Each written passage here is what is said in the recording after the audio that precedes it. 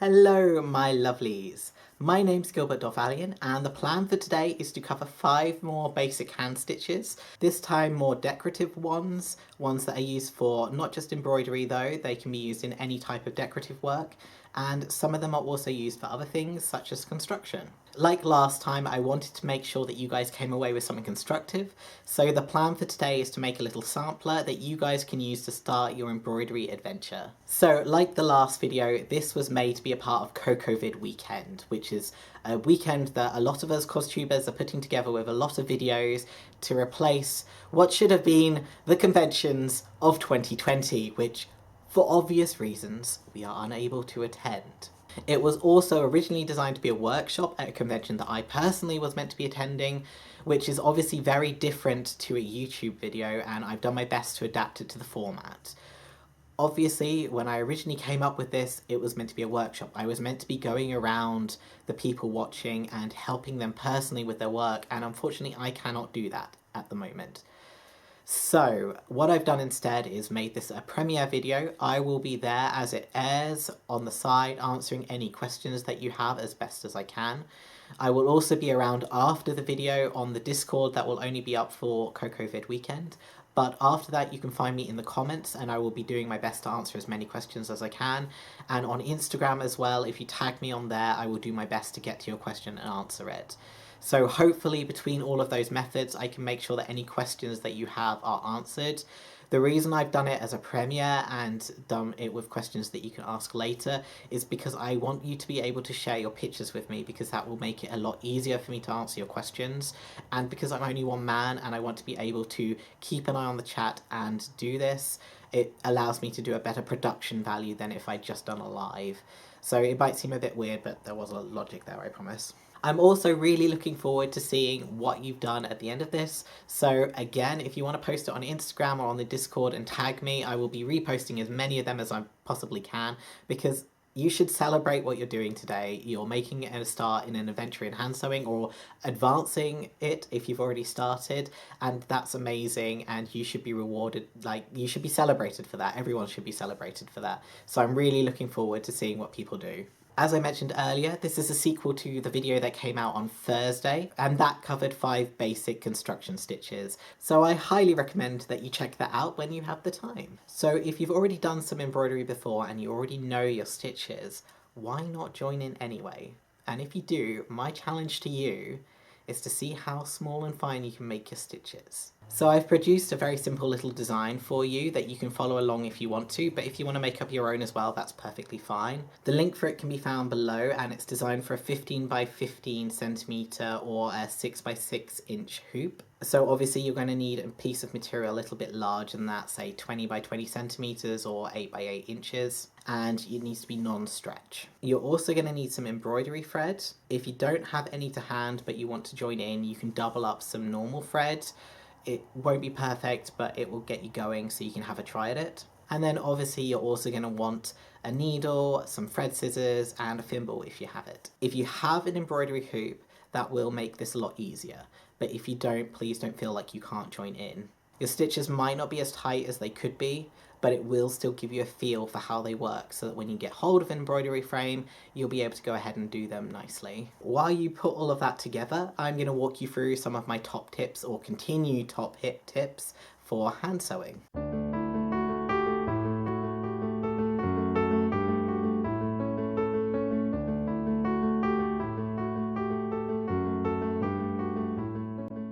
I do have more tips specifically for embroidery on my embroidery video, which is linked above and below, but the thing that I specifically want to remind you of for this video is that you do not need to use all 6 strands of embroidery floss to embroider. The less that you use, the finer it is, but obviously the more stitches you'll need to fill out the area. So what I tend to use as a standard is 2 or 3 strands. That basically does everything that I need to. Very occasionally I will go down to 1, but honestly most of my embroidery work is done with 2 strands. So if you're going to be hand embroidering or embroidering for any length of time, you need to find somewhere to sit that you can protect your back. I know that historically tailors sat on their tables, mainly so that they could utilise the light, but personally if I sat like that all day hand sewing, I wouldn't have a back at the end of it. What I personally do is always find something that I can sit against, preferably with my legs crossed or propped up on something. So I quite often sit as I'm sitting to you now on the sofa. I've got my legs crossed and my back up against here. The other place that I sit is in my chair with my legs propped up. And what it allows me to do is to sit back and hold my embroidery. But obviously everyone's body is individual and you should find the position that works for you. This is a very important thing for the longevity of your embroidery, obviously, because if you're wrecking your back every time you embroider, you're not going to want to embroider. The other thing to be aware of is that even when you find a comfortable position, you should still move regularly. I personally like to set an alarm for every hour. So if I'm really focusing on something, I will force myself to get up, walk around a bit, and then come back to it every hour, because otherwise it's just not good for your body to sit still that long. One of the other things that comes up regularly is how to hold your sewing so that you can keep the tension on it. For embroidery, that's easy. That's what the hoop is for. For construction sewing though, it's slightly more difficult. I think everyone finds their own way in the end, but the way that works for me is to wrap it over my hand. So I mainly use my thumb and fore and middle fingers to pinch the fabric, with my other two fingers holding the rest of the fabric clear. I put tension in the fabric through the pinch, holding it securely in place, while my other hand takes the stitch. This means that my forefinger is under the needle, so I have to lift it for each stitch, but I can also use it to check that none of my stitches go through if they're not meant to be doing so. The only downside to this method for me is that sometimes after a long sewing session my hand will end up aching, but it's only sometimes, so I think it must be something to do with how I'm positioning it.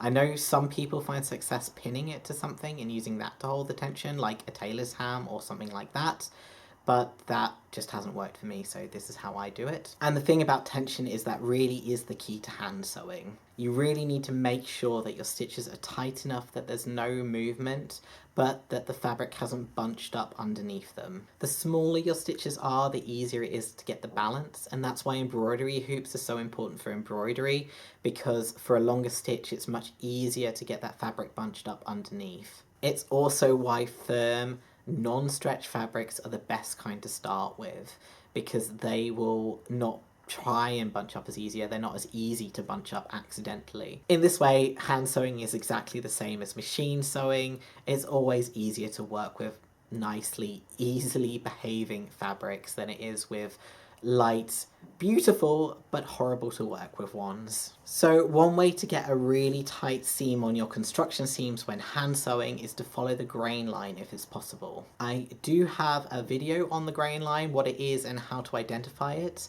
so check out that if you need more information. But the short version of it for this video is that if you follow the threads that we use to make the cloth, you can take advantage of them and make your sewing stronger. Naturally, this isn't always possible, but it's something that I always take into consideration when I'm patterning out or making my own patterns for something that I'm going to hand sew.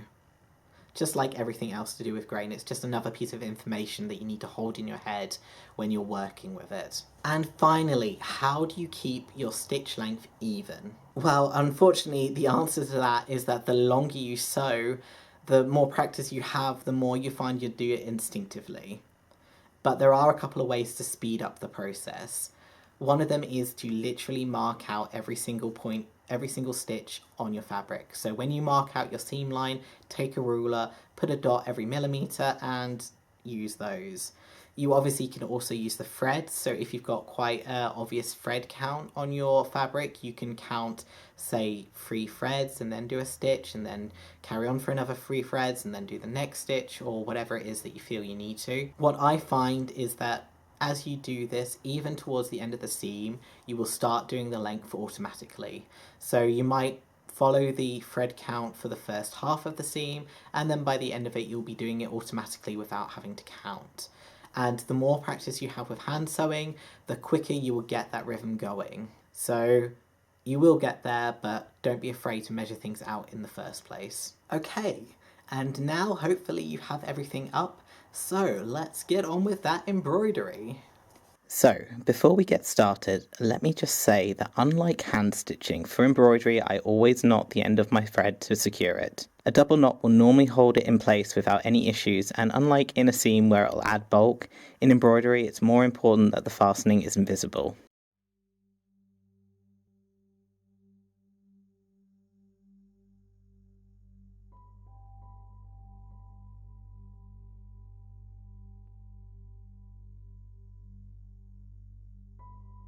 So with that out of the way, let's talk about stem stitch. If you know backstitch, this is sort of a reversed version of it. You start by pushing your needle through the fabric back to front and then moving it forward one stitch and going back through to the back. Don't pull the thread completely tight though.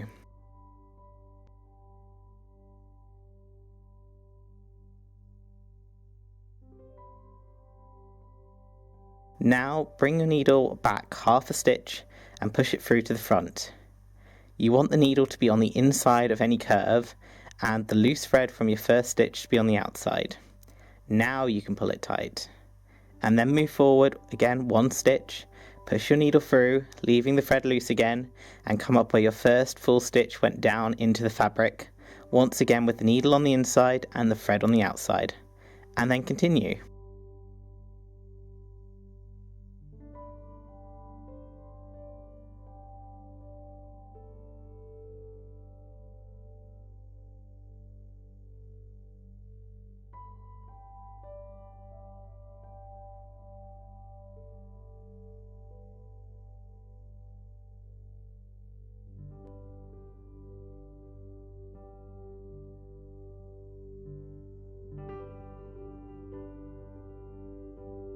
The advantage of this stitch is that it's super flexible and will naturally curve around any wiggly lines.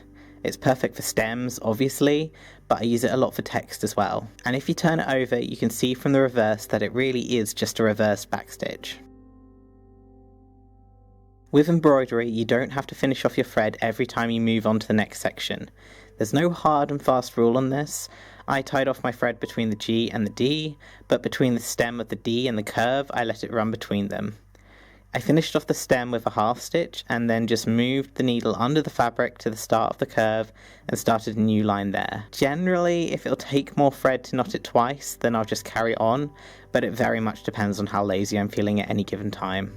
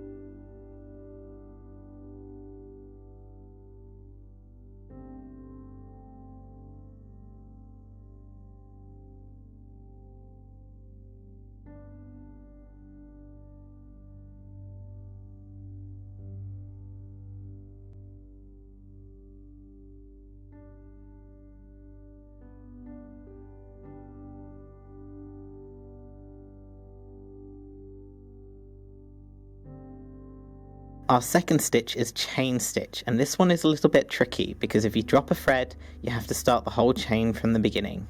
But don't let that put you off because it gives a really unique effect. We're going to start by passing the needle up through the fabric on one side of your stitch line and then back down parallel to the first stitch. Once again, don't pull your thread completely tight.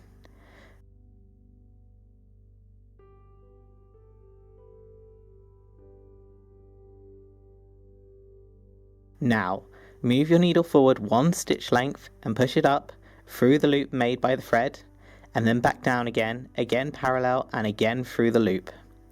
Now you can pull your thread tight, using the first stitch and the needle to tension it against. It was extremely hard to film this around the camera, so it looks more awkward than it is. Once you get the knack of it, it becomes fairly simple. You need to make sure that you're pulling the thread up and not just away from the fabric, or you end up pulling it out of the needle as well.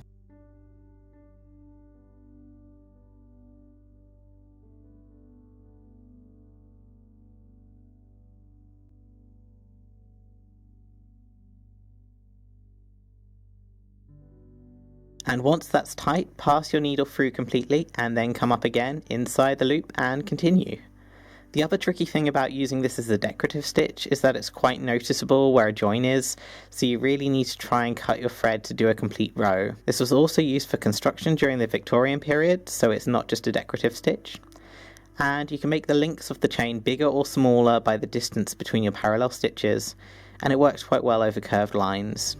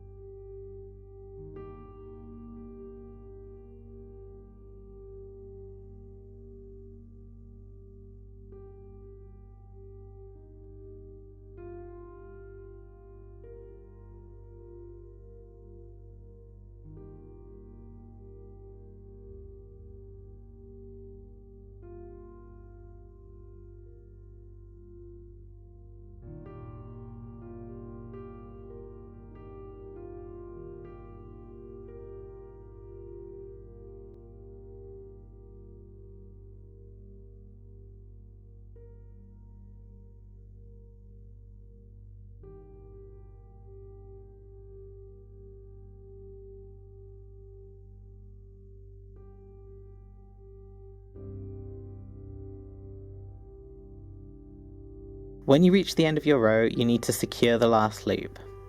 Rather than your 2 parallel stitches, do one that goes through the loop and then over the top of it, coming back down on the other side and holding it into place. You should then do a second one in line with where the parallel stitch would be.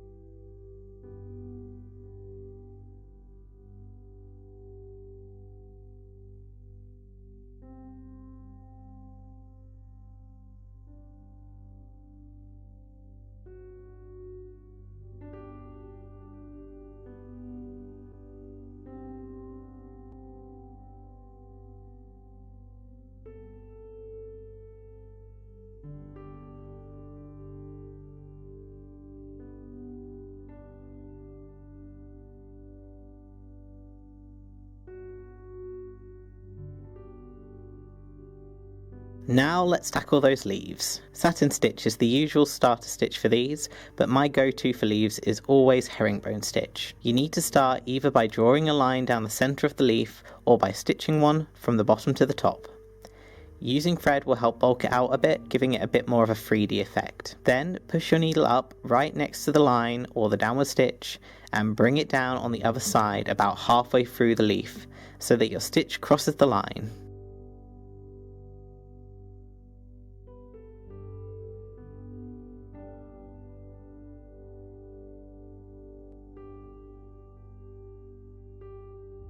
Then return to the top, this time coming out on the opposite side, cross the line again and go into the fabric parallel to that last stitch. After that, it's just a case of repeating each stitch starting and finishing a little lower than the last, changing sides and crossing the line each time.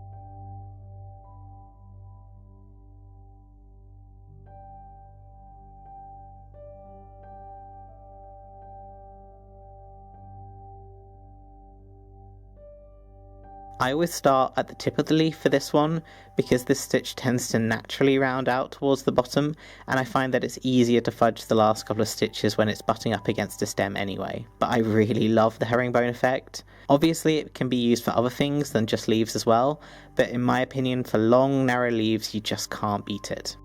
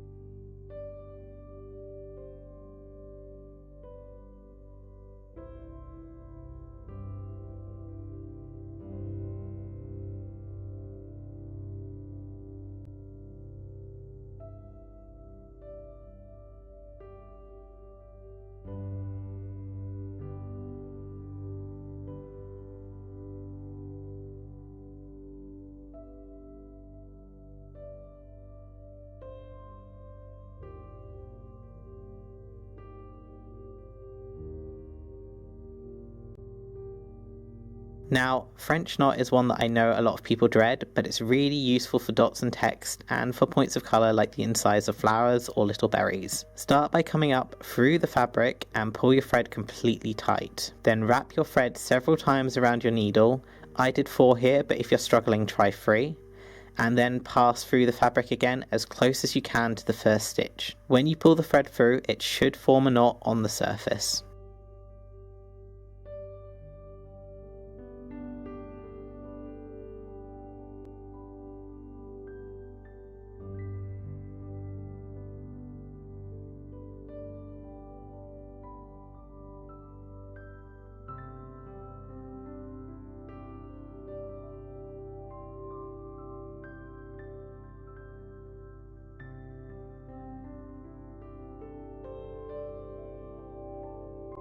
The trick I found to French knots is really to maintain your tension. Keep the thread as taut as you can when you load up your needle. The other thing to pay close attention to is to keep the needle as close to your fabric as possible. You want there to be as little thread as possible between the first loop on your needle and the fabric, so you need to keep the tip of your needle very close to where it came up through the fabric. And finally, maintain the tension as you pass the needle through. Pull the thread through with a steady pace. Don't pull it fast enough to get tangled, but also don't let it unravel. Once you've got the hang of French knots, they're really fun to play around with. You can vary the amount of thread you're using and the amount of loops around the needle to get differently sized knots and come up with all kinds of amazing work. I've seen people fill up full hoops with them and it works so well. French knots are a little bit tricky to finish off because I find that if you knot them directly underneath, they can become a bit loose. So what I prefer to do is to move over to another solid bit of stitching, so for example the herringbone stitch on the leaves, and fasten it into them as well. This means that you can keep a bit of tension on the underneath and make sure that the knot doesn't come loose.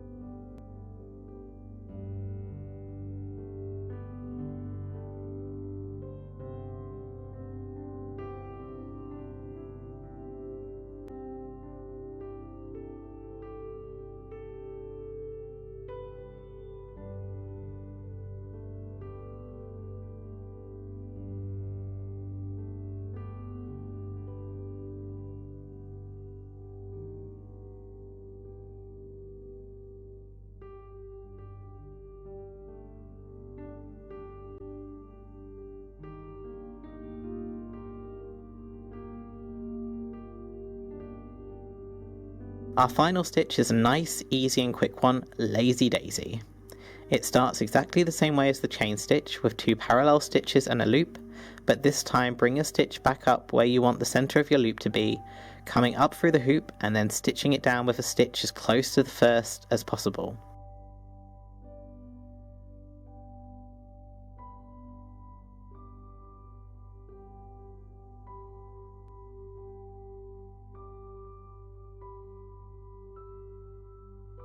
And that's it. Start a new stitch in the same way as the first. With the 2 parallel stitches, make your loop and then stitch it down and continue. If you do this all the way around in a circle, it forms the petals of a nice little flower. I really love the stitch on minimalist pieces for things like the petals here and for leaves, and it's a really great space filler. It's also so satisfying to do and a great way to finish up.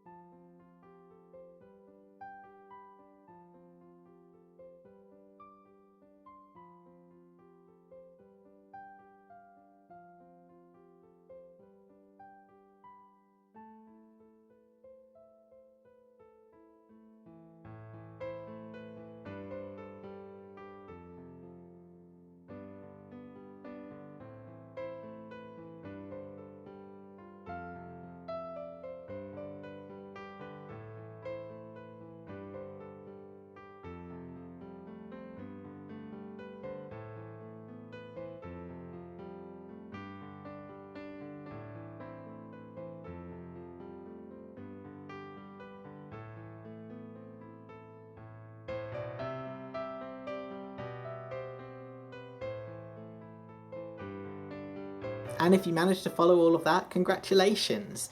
You now have a lovely little embroidery sample, whether you followed my design or not, and you should be really proud of yourself. Please don't compare yours to mine or anyone else's. You should be proud of what you've achieved, no matter what level you're coming from. The more you practice, the better it's going to get. So if you've enjoyed it, think about investing in a hoop and some embroidery floss, and go forth and start your new hobby. You're only going to get better the more that you practice. That is important though, and like any skill, the more time you put into it, the more you're going to get out of it. But really, the most important thing to do is to try and to keep on trying. Keep on learning, learn from your mistakes, learn from the practice, and pretty soon you're going to get to the level that you want to get to. And please don't forget to show off your finished piece. You can tag me on Instagram at Dolthalion, and I will be reposting and commenting on as many of them as I possibly can. So, for those of you who are playing the badge game for CoCoVid, once again I have 2 badges for you. Here is one for those of you who have watched and taken part in the video. Feel free to download that one. And for those of you for whom this is your very first embroidery piece, here is a badge for you as well, so you can show off what you've done today by taking your first steps in your embroidery adventure. All of the instructions for the badge game for CoCoVid are in the program, which is listed down below. So if you need a refresher on those, download that and that will get you going on that. And that's all, folks. I hope you enjoyed it. As I said earlier, I will be around on Discord for comments directly after the video, and after that I will be around on the comments here obviously, but also on Instagram. But please tag me if you want me to see your question, because it's going to be a very busy weekend and probably a couple of weeks afterwards, so I really can't guarantee that I'll see anything that I'm not tagged in. Obviously, except for comments on the video, that's slightly different. I am really looking forward to all of your questions and to seeing your finished work though, so please go forth and let me see. Whether or not you're watching during CoCoVid weekend, there's still plenty to watch, and playlists can be found down below if you want to continue watching today. So go through, check through those. I hope you found some new creators and some really great videos to keep you busy. As a reminder, there's the one that I did a couple of days ago on the hand sewing construction skills, if you haven't watched that already. And I also took part in a live panel on Friday about disabilities in costuming, and that's up on Snappy Dragon's channel if you want to see that. So enjoy, stay safe, stay sensible, and I shall see you again soon. Bye!